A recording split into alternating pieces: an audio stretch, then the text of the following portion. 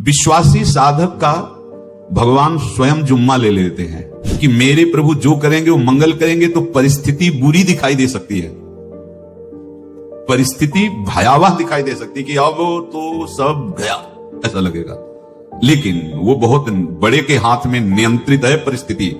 देखते देखते उस परिस्थिति का परिणाम निश्चिंत निःशोक और निर्भय कर देने वाला हो जाएगा। साधक तीन बातें आरंभ से देखे कि हमारे जीवन में आ रही हैं कि नहीं। पहली बात, भगवान पर पूर्ण श्रद्धा विश्वास। अनंत ब्रह्मांडों के स्वामी है, काल भी उनके अधीन है। डरना क्यों भाई?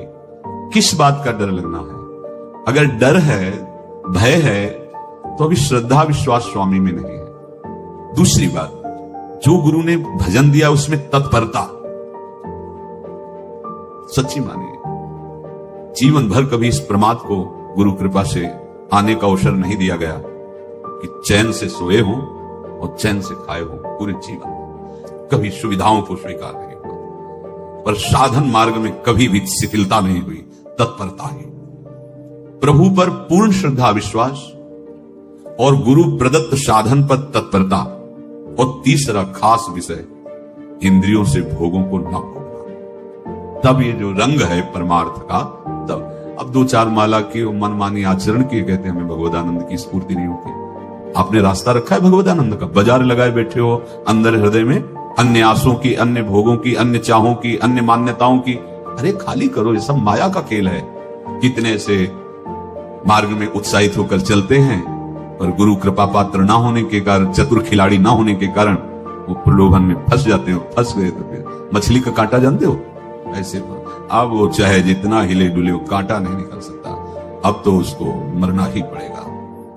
ये जन्म बर्बाद ना हो, आप सबसे प्रार्थना है। बहुत ही अपने घर की जैसी बात होती है। इसका कार्य है माया का सुख में बांधना, सुख के प्रलोभन से, और आपको सुख भोगने के लिए स्वतंत्रता देना। आप उस स्वतंत्रता से सुख भोगे कि न जाने कितने जन्मों की परतंत्रता तुमने स्वीकार कर ली। अगर इस रहस्य को जान जाओगे तो डरोगे। ये डरे डर हरिवंश ही। प्रभु का विधान संदेह युक्त नहीं होता, निसंदेह तुम्हारे सामने वो विधान प्रकट होगा जिससे तुम्हारा परम मंगल हो जाएगा। परम मंगल हो जाएगा, डरना नहीं। बताया नहीं तो एक बार प्रेम भगत की बात हो, हमारे पास प्रेम जी आते थे, बहुत नाम जापक थे, श्री हरिवंश श्री हरिवंश। तो उनसे पूछा आपकी ऐसी नाम निष्ठा कैसे आई? तो उनका गलती से नाम निष्ठा कैसे आती है? तो किसी पद के अधिकारी थे जिसमें किसी कानून के विरुद्ध उसमें दस्तखत कर देने से करोड़ों रुपया उनको प्राप्त होना था। तो रात्रि में ऑफिस में बुलवा के उन्होंने वो गलती कर दी।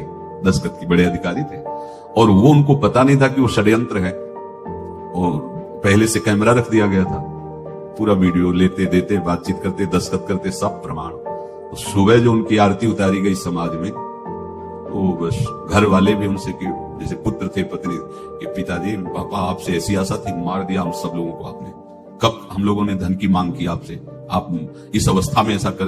तो घर से ये वचन और बाहर तो सब उपहास उनका, और उन्होंने निश्चय किया रात्रि में आत्महत्या कर लेंगे। कर्म बड़ा विचित्र होता है। और वो वृंदावन पहले से आते थे और हरिवंश उपासकों से मिलते रहते थे। गुरुदेव भगवान से भी उनका परिचय था। गलती किसी से भी हो सकती है, चूक है। यही तो है ना, कंचन कामिनी कीर्ति, कहीं भी लुभायमान। शायद उनके मन में लगा होगा कि दस्तखत कर लेंगे और मिल जाएगा, वृंदावन वास करेंगे, झंझट छूट जाएगी। कुछ ना कुछ ऐसा आया होगा, क्योंकि वो अधार्मिक प्रवृत्ति के नहीं थे, पर क्रिया तो हो गई ना, वो षड्यंत्र था वो। उन्होंने सोचा रात्रि में अब हम प्राण त्याग देंगे। तो धाम आना और रसिकों के संग के प्रभाव से एक दिव्यता प्रकट हुई। वो सबके सामने सोने का नाटक करके लेट गए। तो परिवार वालों, नजर तो सबकी थी कि विकसित है, परिवार वालों को लगा सो गए। तो रात्रि जब सोए थोड़ा ऐसे, तो वास्तविक नींद आ गई और स्वप्न में देखा कि कोई उनसे कह रहा, देखो तुम्हारे सिराने सेवक वाणी रखी है, इसको पकड़ो, मरने की जरूरत नहीं, सब ठीक हो जाएगा। जगह तो सेवक वाणी सिराने रखी हुई थी। जैसे एक भक्त को तुलसी दल नामक ग्रंथ सिराने रखा। अरे अलौकिक शक्ति संपन्न भगवान और भगवान के पार्षद। बस सब बात हट गई और उनकी जिह्वा और उनके मन ने, जैसे ना मरने वाले को प्राण मिल जाए कि भाई प्राण रक्षा, ऐसा को श्री हरिवंश। हमारे रसिक समाज में जब वो आते थे उनका अच्छा सम्मान होता था। तेजों में चेहरा हुए वृद्ध शरीर, श्री हरिवंश ऐसे चलता रहता, बात करते और श्री हरिवंश ऐसी नाम में रति देखी। देखो ना क्या हुआ, घटना क्या थी? दृश्य क्या था? जीवन बिल्कुल व्यर्थ। हो क्या गया? लोक सम्माननीय जीवन बन गया, महात्मा बन गए और भगवत प्राप्त हो गए हैं, उनका शरीर छूट गया है।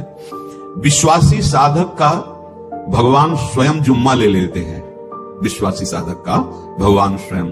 देखो, अपने मन में तुम किसी प्रकार की चिंता न रख करके ये आज से विश्वास कर लो कि अब मेरे जीवन में जो होगा, मेरे प्रियाजू के द्वारा किया हुआ विधान परम सुखप्रद होगा, परम मंगलमय होगा।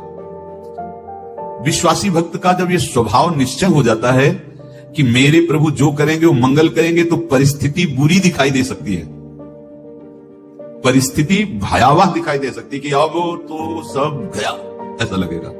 लेकिन वो बहुत बड़े के हाथ में नियंत्रित है परिस्थिति। देखते देखते उस परिस्थिति का परिणाम निश्चिंत, निःशोक और निर्भय कर देने वाला हो जाएगा। भयभीत मत होना। माया से आजादी प्राप्त करने के लिए भयभीत होना तो बिल्कुल जीवन में छोड़ दो। विचार भय नहीं होना चाहिए, ये स्वाभाविक भय होगा।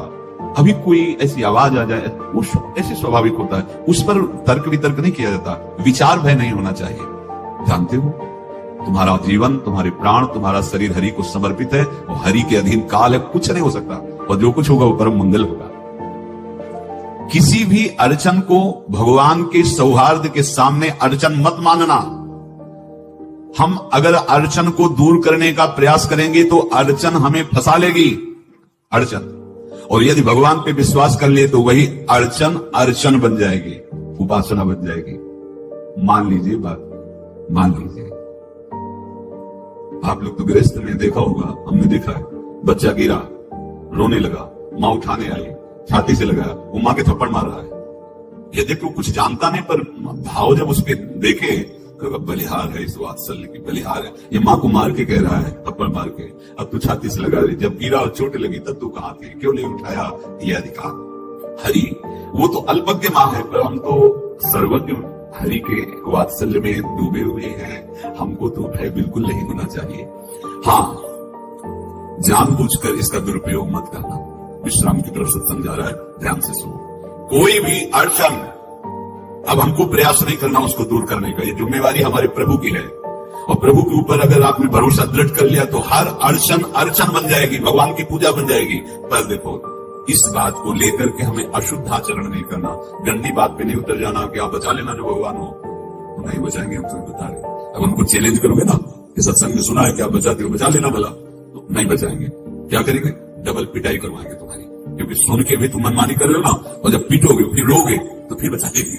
ये लीला बिहारी गुरु है, बहुत करुणामय, इनसे उल्टा मत खेलना, नहीं तो अगर ये उल्टा खेलने लगे तो तुम पहचान ही नहीं पाओगे। कह रहे हैं अपने आचरण को जानबूझकर अशुद्ध ना करो, तुम्हारी सारी बुराइयों की जिम्मेवारी हरि ले लेंगे। शब्द पर ध्यान दीजिए, जानबूझकर तुम अपनी बुराइयों का प्रयोग मत करो, तुम्हारे में जो बुराई है वो श्री हरि स्वयं स्वीकार कर लेंगे, वो ठीक है। जैसे आग में मल पड़े या चंदन या लोहा पड़े या लकड़ी, आग सबको अपना रूप दे देती